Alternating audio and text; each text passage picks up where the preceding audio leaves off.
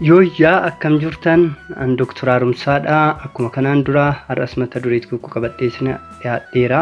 Mata dureen keenya infekshinii kalee fi ujummoo fincaaniiti. Har'a bal'inaan ilaalla. Rakkoolee kanaan namoonni hedduu rakkatu akkasumas gaaffii fi yaada namoonni baay'eeti jedheen yaada. Chaanaalii kanaaf namoonni haaraa taatan subscribe like gochuun gara maatii keenyatti akka dabalamtan isin affeerra. Gaaffii fi yaada qabdanis nu qooduu dandeessu. Chaanaalii kana dabalatee fuula Facebook jalattis inbox yookiin koomentii jalatti nu barreessuu dandeessu. Viidiyoos ta'ee bifa barreeffamaa wantoota isin dhiyeessuu barbaadan irratti koomentii yoo nu gootan haga dandeenye yeroo muraasa keessatti kan isin dhiyeessinu ta'a. Kallattumaan mata duree keenya irraatti yoo kan deemnu ta'e mata dureen keenya irraa infekshinii kalee fi ujummoo fincaanii jedha.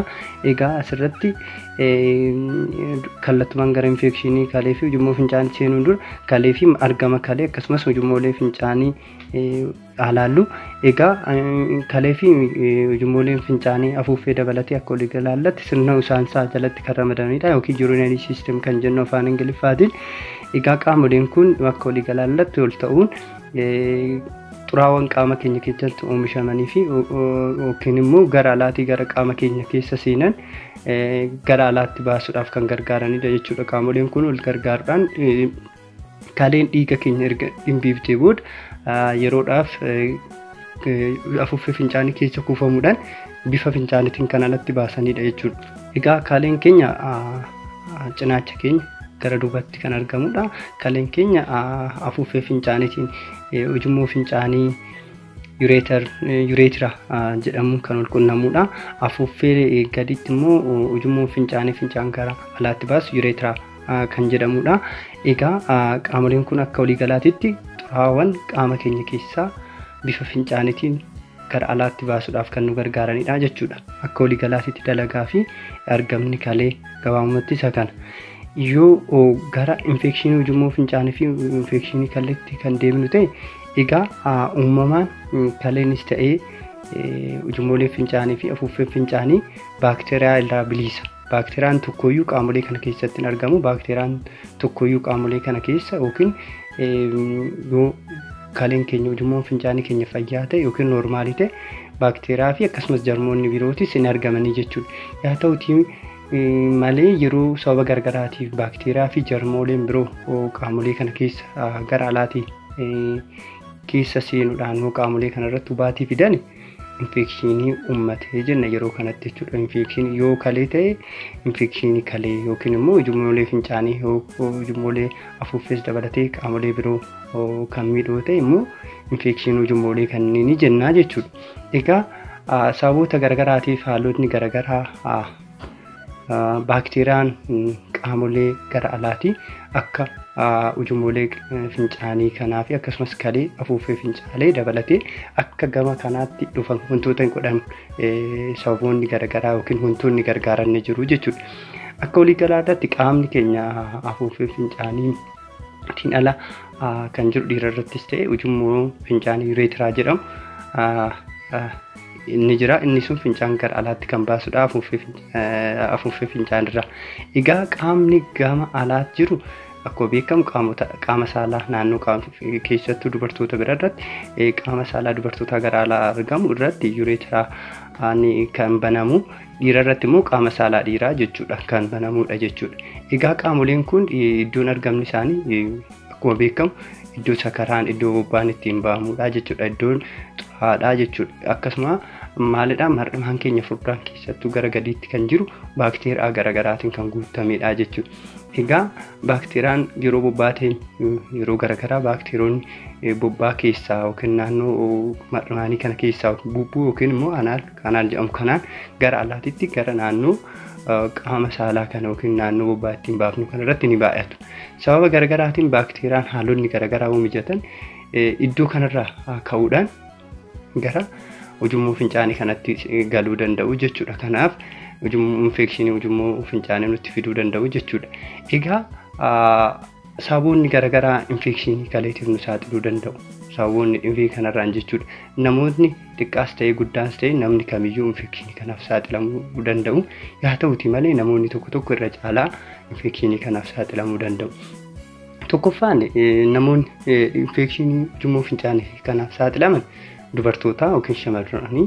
Sababni isaatis ujummoo fincaanii afuuffee fincaanirraa fincaan gara alaatti baasu akkuma qaama saalaa dubartootaa beektan qaamni saalaa fi naannoon bobbaan ittiin ba'u walirratti dhiyaatee jira. Fincaanis immoo ujummoo fincaanii ureteraa kan qaama banamuun naannuma san akka salphaatti gara baakteeriyaan gara bobbaatiin yookiin gara alaatiin gabaabumatti gara seenuu danda'a jechuudha. Baay'ee xiqqoodha dheerinni ishee. Tokkoffaan immoo naannoo bobbaan ittiin ba'uudhaan anaal kaanaal isa jennu yookiin munnee san irratti dhiyaatanii waan jiraniif shamarran akka salphaatti dhukkuba kanaan qabamuu danda'u.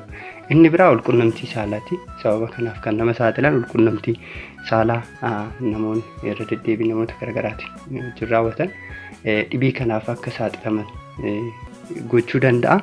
Inni biraa cirracha kalee fi akkasumas immoo cirracha ujummoolee fincaanii afuuffee fincaanii keessatti uumamu.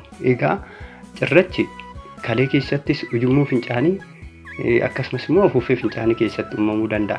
Yeroo cirrachi kun yeroo iddoo kanatti uumame fincaan sun akka sirnaan yaane yookiin iddoo barbaachisaa akka barbaachisaatti gara alaatti hin baane waan godhuuf fincaan sun yeroodhaaf hin kuufama. Yeroo kuufame kanattis immoo maalidha? Baakteeriyaa haala mijataa waan uumuuf infekshinii uumuudhaan gara akka salphaatti infekshinii kalee yookiin ujummoolee biraa akka nu qabu taasisa. Inni biraa fincaan yeroo dheeraa qabatanii dabarsuu. Namoonni fincaan konkolaachisaa ta'e yookiin biiroo keessa garagaraa hojjetan yeroo dheeraadhaaf fincaanuu kan qabatanii turan ta'e kunis rakkoo ujummoo infekshinii ujummoo fincaanii fi kaleetiifis nama saaxiluu danda'a. Sababni isaatis fincaa yeroo dheeraadhaaf afuuffee fincaanii keessa ture sun baakteeriyaadhaaf haala walhoran haala mijeessuudhaan baakteeriyaan akka salphaatti loree gara infekshiniitti akka jijjiiramu gochuu danda'a. Inni biraa sababoota infekshinii ujummoo fincaaniitiif nama saaxilan bishaan gahaa dhuguu dhiisuu. Namoonni bishaan gahaa hin dhugne karaan qaamni keenya infekshinii ujummoolee fincaanii akka nutti dhufne godhan keessaa tokko fincaan bifa fincaaniitiin baakteeriyaan sun gara olii seenaa jiru sun gara alaatti baasuudhaan dafee akka gara alaatti baasuudhaan yoo bishaan kan sirriitti dhufne ta'e tokko bishaan gahaan hin uumamu. Bishaan gahaan waan hin dhufne fincaan gahaan hin uumamu. Kanaaf baakteeriyaa kana dhiquudhaaf yookiin bifa dhiqeessitti kan yookiin qulqulleessee gara alaatti baasuuf fincaan gahaan waan hin jiraanneef baakteeriyaan sun dhahatuma dhahatan gara oliitti deemaa jechuudha. Kanaaf gara gadiitiin seenee gara oliitti seenuudhaan akka salphaatti akka haala mijataa uumaa jechuudha. Yoo garuu bishaan gahaa kan dhugnu ta'e fincaan gahaanis waan uumamuuf tokko qaama keenyas qulqulleessuu danda'a. Lama immoo baakteeriyaa kanas gara alaatti baasuu danda'a. Egaa asirratti bishaan dhuguu kanarratti wanta gabaabaa tokko isiniin jechuudhaaf qaamni keenya walakkaa ol qabiyyeen isaa bishaanidha. Dubartoonni parsantii 50 qabiyyeen qaama isaanii bishaan, dhiirri immoo parsantii 60 qabiyyeen qaama isaanii bishaan. Kanaaf qaamni keenya bishaanirraa ijaarame jechuu ni dandeenya. Namni tokko yoo xiqqaate guyyaatti liitirii 2 ol dhuguu qaba. Kunis yoo jalqabarraa kaafne fayyummaa afaan keenyatiin nu gargaara. Fayyaa mar'imaa garaacha keenyaa, fayyaa turuu, fayyaa kalii, fayyaa sammuu keenyaa, fayyaa ijaa, fayyaa gogaa keenyaa. Walumaa galatti bishaan iddoon inni hin geenye hin jiru. Qaamota muluu keenya akka fayyaa ta'an, akka nagaa ta'an, akka dhibee garaagaraatiin hin saaxilamne nu gargaaraa jechuudha. Kanaaf bishaan yoo kan dhugnu ta'e haala salphaa ta'een fayyaan keenya haala salphaadhaan kan eegamu ta'a jechuudha. Dhibee garaagaraatiinis akka hin saaxilamne nu gochuu danda'a jechuudha. Infekshinii ujummoo fincaanii dabalatee infekshinii birooti jechuudha. Kanaaf bishaan gahaa dhuguun namni kamiyyuu amaleeffachuu qaba. Haa ta'uti malee namoonni yeroo baay'ee gaafatan bishaan hin dhugan. Keessattuu yeroo nyaata nyaatan, yeroo dhugaatii bashannanaaf ta'e dhugaatii garaagaraa dhugu malee kallattiidhaan bishaan akka barbaachisaa ta'etti dhuganii jechuudha. Kun gaarii miti.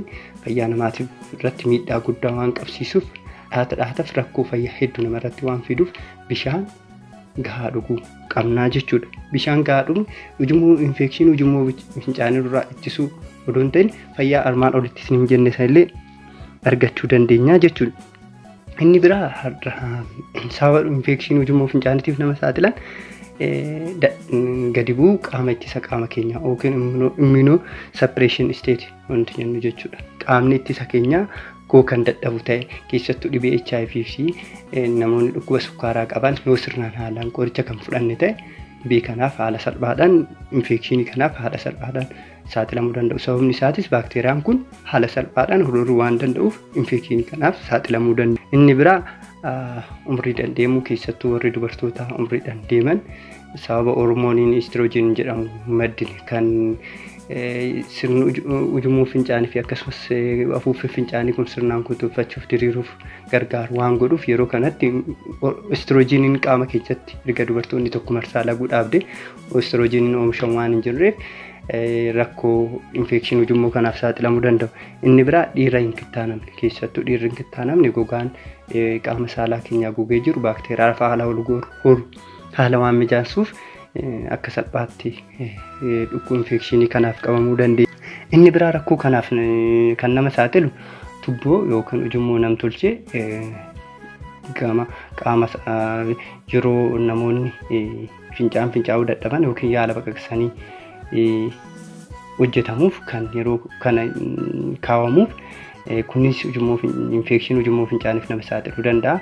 Haala danda'ameen ogeessonni fayyaa yeroo baay'ee haala salphaa ta'een yeroo muraasan booda kan baasanidha jechuudha. Haa ta'uti malee lakkooleen kun yoo tubboon kunis yeroo dheeraadhaaf kan turu akkasumas deddeebi'ee kan galu carraa infekshinii ujummoo fincaanii kana baay'ee dabaluu danda'a, namattis fiduu danda'a. Gara mallattoolee ujummoolee fincaanitti yoo deemnu mallattoolee kana iddoo lamatti qoonnee ilaaluu hin dandeenya. Qaamolee infekshinii kanaan miidhaman irratti hundaa'uudhaan yoo kalee fi ujummoo isaatti siqanii jiran yookiin isitti dhiyaatanii jiran kan ta'u ta'e ujummoo infekshinii kalee fi ujummoo fincaanii gara olii jechuu dandeenya. Yoo afuuffee fi immoo ujummoo fincaanii kalee irraa ka'uu afuuffee fincaanii irraa ka'uun gara alaatti baasu ta'e infekshinii ujummoo fincaanii gara gadii jechuun gara gadii jennee ilaaluu ni dandeenya. Yoo infekshiniin kalee kun gara gadii kun yookiin afuuffee fincaanii fi qaamni ujummoo fincaanii isaa gadi jiru kan miidhaman yookiin infekshiniin kun kan qabaatan ta'e mallattoon inni agarsiisu jira jechuudha. Tokkoffaa dhukkubbii garaa gara gadii yookiin qaama saalaa naannoo qaama saalaa garaa keenya gara gadiitti dhukkubuu danda'a jechuudha. Inni biraa fincaan nama mudduu fi nama jarjarsuu fincaan nama mudduu fi nama jarjarsuu yookiin nama ariifachiisu amma tana nama mudduu jechuudha. Haa ta'uti malee fincaan kun nu mudda malee uumama fincaanii fincaan waan xiqqoo ishii tuma kan ba'uudha jechuudha. Inni biraa fincaan yeroo fincaanu miirri gubaa namatti dhaga'amu akka waan fincaan nu qabeetti amma tana gara mana yaalaatti nu deebisu. Haa ta'uti malee yoo dhanne fincaan kan nuun baan halluun fincaanii jijjiiramu bifa keelloo ta'u darbiis immoo diimaa yookiin bifa dhiigaa qabaachuun kun infekshinii ujummoo fincaanii yeroo baay'ee gara gadii afuuffee fincaanii fi ujummoo fincaanii afuuffee fincaarraa ka'u yeroo baay'ee infekshinii yoo qabaatan mallattoo kana nutti agarsiisuu danda'a. Yoo kalee fi yookiin kaleen keenya immoo infekshinii kan qabaattu ta'e mallattoolee kana nutti agarsiisuu danda'a. Isaanis cinaacha yookiin yoo kalee fi akkasumas ujummoo fincaanii kaleetti aanee jiru kan miidhaman ta'e mallattoolee armaan gadii kana nutti agarsiisuu danda'u. Luqqeetti yookiin cinaachi nu dhukkubu, dhukkubbii mataa, fedhii nyaataa dhabuu, nama dadhabsiisuu, ho'i qaamaa dabaluu yookiin ol guuruu fi haqqee minaaminas kanaa fi kan kana fakkaatanis qabaachuu danda'a jechuudha qaamoleen kun jechuudha. Yoo ol guuruu fi haqqee qabaachuu miirri qorraatis namatti dhaga'amuu danda'a jechuun fincaanii kaleetti aanee argamu yookaan miidhamu ta'e jechuudha. Akka waliigalaatitti mallattooleen ujummoo fincaanii kan haala gabaabaadhaan kanaan jennee yaadachuu dandeenya jechuudha. Fincaan nama fincoofsisuu, fincaan nama gubuu, halluun fincaanii jijjiiramuu, garaan gadiitti nama dhukkubuu, naannoo qaama saalaatti nama dhukkubuu, amma tana nama jarjarsuu fi kunniin mallattoolee ujummoo infekshinii ujummoo fincaaniiti. Akkasumas ho'aa kan qabaatan jechuudha. Ho'a qabaatan ol nama deddeebisuu fi haqqees mallattoo ujummoo fincaanii ta'uu danda'u. Ittisa infekshinii ujummoo fincaanii akkamitti immoo dhibeelee kana akkamitti ofirraa ittisuu dandeenya? Infekshinii ujummoo fincaanii kan haala kamiin ofirraa goonee ofirraa ittisuu dandeenya? Tokkoffaa erga quunnamtii saalaa raawwataniin booda daqiiqaa guddate daqiiqaa 15 keessatti qaama saalaa ofii fi ujummoo fincaanii saniin qulqulleeffachuu qabu. Namoonni quunnamtii saalaa erga raawwatanii booda yoo dafanii naannoo qaama saalaa san sirnaan kan qulqulleessan ta'e carraa infekshinii ujummoo fincaanii kana hir'isuu danda'u. Inni biraa bishaan gahaa dhuguu. Akkuma isiniin jedhe bishaan gahaa kan inni ta'e baakteeriyaa gara oliitti deemuuf jiran san qulqulleessee bifa fincaaniitiin gara alaatitti akka waan ba'uuf jechuudha. Waan niquuf waan qulqulleessuuf carraan infekshinii ujummoo fincaaniitiin qabamuu keenyaa xiqqaadha jechuudha. Inni biraa yeroo teessuma yookiin bobbaateen yookiin fincuuf yoo qulqulleeffan yeroo hundumaa wanti irraanfachuu hin qabne warri dubartootaa jechuudha keessattuu jechuudha. Yeroo qulqulleessinu harka keenya gara afoodhaa gara duubatti qulqulleessuu qabnaa jechuudha. Afoodhaa gara duubatti bishaan keenya yoo fayyadamu afoodhaa gara duubatti kunis maalidha? Carraa baakteeriyaan gara bobbaa jira sun garana akka dhufne taasisaa jechuudha. Yoo duubaa gara afootti finne maaliyaa kallattumaan baakteeriyaa san gara ujummoo fincaanii kanatti fidaa jirra jechuudha. Haa ta'uuti immoo gara afoodhaa gara duubatti kan inni ta'e qulqulleessaa jirra jechuudha gara duubatti jechuudha. Carraan baakteeriyaan sun akka gara ujummoo fincaanii kanatti dhufne guddaa waan ta'eef waan godhuuf akka salphaatti infekshinii kanaan akka hin qabamne nu taasisuu danda'a jechuudha. Inni biraa akka waliigalaatitti bishaan erga quunnamtii saalaa godhanii booda dhiqachuu haala qulqullina kanaa baay'ee murteessaadha. Kunniin sadeen yeroo hundumaa wantoota dagatamuu hin qabne jechuudha. Inni biraa quunnamtii saalaa daangaa hin qabne yookiin nama baay'ee wajjin gochuu dhiisuu, sochii qaamaa gochuu, yoo dhibee biraa qabne akka dhibee sukkaaraa ofii dhibee HIV qabna ta'e sirnaan yaalamnee akka humnee dandeettiin dhibee ittisuu qaama keenya akka gadi hin buune gochuudhaan akka dhibee kanaaf hin saaxilamne, dhibee kanas ta'e dhibeelee birootiif akka salphaatti hin saaxilamne gochuu ni dandeenya. Inni biraa sochii qaamaa muduraa fi muduraa nyaachuu. Egaa akka waliigalaatitti nyaanni kunniin nyaanni madaalawaa kan soorannu ta'e infekshinii kanas dabalatee dhibeelee biraa nurraa ittisuu danda'a. Inni biraa dhiira yoo ta'e yoo kittaanan ni gorfama. Akka kittaanan jechuudha. Daa'imas ta'e namni guddaan infekshiniin kun irra deddeebi'ee waan isaan qabuuf kittaanamuu akka qaban ni gorfamaa jechuudha. Yoo immoo mana yaalatti tubboon infekshinii ujummoo fincaanitti kan gale ta'e yeroodhaan erga yaalli kennamee fi yaadni barbaachisaa ta'e ogeessi yaalaa tokko dafee tubboo kana keessaa baasuu qaba. Kunis infekshinii ujummoo fincaaniitiif akka hin saaxilamne waan godhuuf jechuudha. Akka waliigalaatti dhibee kanaafis ta'e dhibee biraatiif immoo namni tamboo aarsu yookiin sigaaraa xuuxu dhibee kamiif saaxilaadha. Dhibee kanaatiif waan saaxilamuuf namoonni kun akka tamboon aarsine namni kamiyyuu akka tamboon hin aarsine gorfama. Dhumarratti yaalaa fi akkasumas xaxaa dhibee kana yaalli isaa egaa manatti akkamsin hin jedhe kana ittisa kanneen gochuun gaadhaa keessattuu bishaan dhuguu qulqullina kanaa fi yeroo quunnamtii saalaa raawwatan haala sadeessan gochuun baay'ee murteessaadha. Egaa kana goone booda immoo mallattoolee amma isiniin jenne keessattuu cinaachi keenya ho'i qaamaa cinaachuu kan nu dhukkubu ta'e ho'i qaamaa kan jiraatu fincaana garmalee kan nu guddu ta'e mana yaalaa naannoo keenya deemnee haala salphaadhaan qorannoo fincaan irratti godhamuun haala salphaadhaan adda waan ba'uuf dhibee kanaaf qoricha argachuu dandeenya jechuudha. Infekshinii kanaaf qoricha argachuu dandeenya. Qoricha kanas yoo nu kennan haala ogeessi yaalaa nu kennuun fayyadamuu qabna. Yoo guyyaa 2-3 fudhannee mallattoolee sun irraa bade jennee dhibee qoricha kana dhiisuu qabnu jechuudha. Haga ogeessi yaalaa guyyaa inni nu ajajisan qoricha isa fudhachuu qabna. Bishaan immoo bishaan yaalaafis ittisaa irrattis barbaachisaa waan ta'eef yeroo kanatti bishaan gahaa dhuguun barbaachisaadha. Bishaan gahaa dhuguun yeroo kamiyyuu fincaana. Bishaan hooka dhudhan ta'e infekshinii ujummoo fincaanis ta'e dhibeelee biroo irraa akkas ittifamtan ta'a bishaan gahaa dhugaa. Inni biraa asirruma irratti yoo namni tokko dhibee kanaan yookiin infekshinii ujummoo fincaanii kanaan osoo yaalamuu baate maaltu isatti dhufuu danda'a? Infekshinii akkamitti isatti yookiin rakkoon fayyaa akkamii isatti dhufuu danda'a?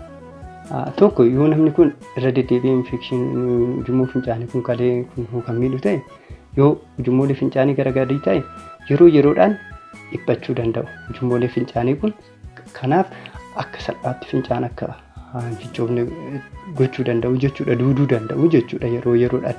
Inni biraa gara infekshinii kalee yookiin ujummoo fincaanii kun gara gadiitirraa yoo akkuma guddachaa deeman gara oliitti deeman kalee keenya bira erga ga'aniin booda kalee keenya miidhuudhaan kalee keenya irratti miidhaa guddaa geessisuu danda'u. Baakteeriyaan kunniin kalee keenya irras darbee gara qaama keenyatti galakkifamuudhaan qaama keenya hunda ol ga'uu danda'u. Kunis haga lubbuutti nu galaafachuutti ga'uu danda'a jechuudha. Kanaaf nama kamiyyuu irrattuu xaxaawwan yookiin komplikeeshinii kanneen irratti geessisuu danda'u.